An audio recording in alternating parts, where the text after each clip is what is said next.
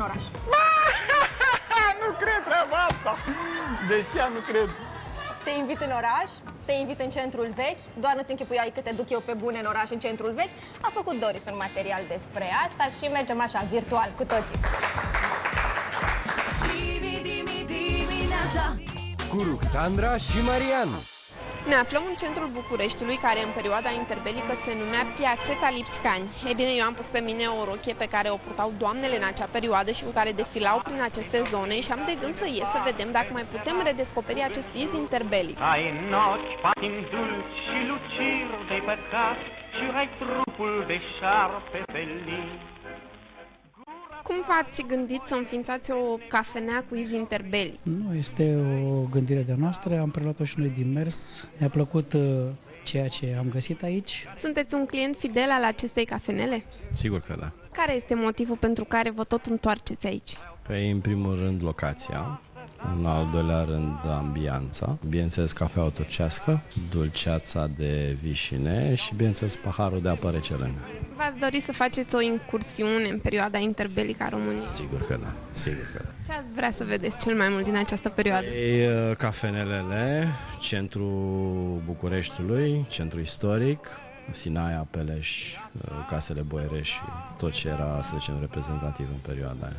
Credeți că dacă această cafenea ar fi fost chiar din acea perioadă, s-ar fi strâns scriitorii aici? Da, cred că da.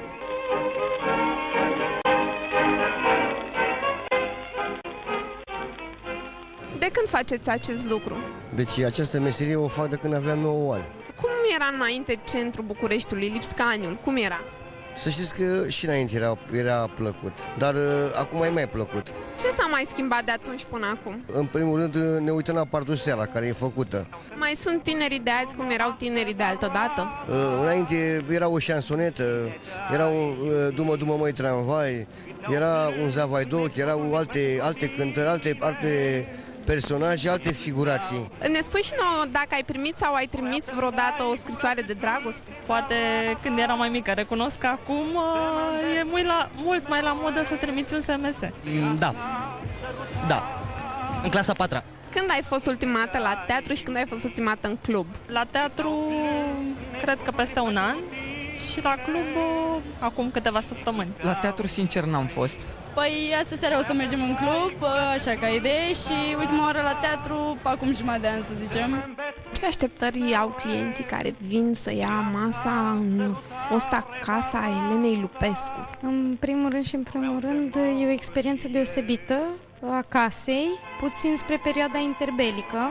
Care sunt elementele ce dau nuanță de interbelică acestui restaurant? În primul rând istorică și în al doilea rând arhitectura clădirii, stilul în care a fost construită inițial de Carol pentru Elena Lupescu. S-a lăsat seara în București, iar noi am ajuns în parcul Cismigiu. În acest parc ieșeau fetele la promenadă după ce plecau din cafenele.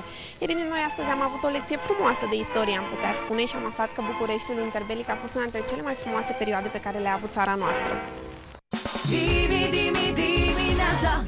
Cu Ruxandra și Marian. Ne-am întors la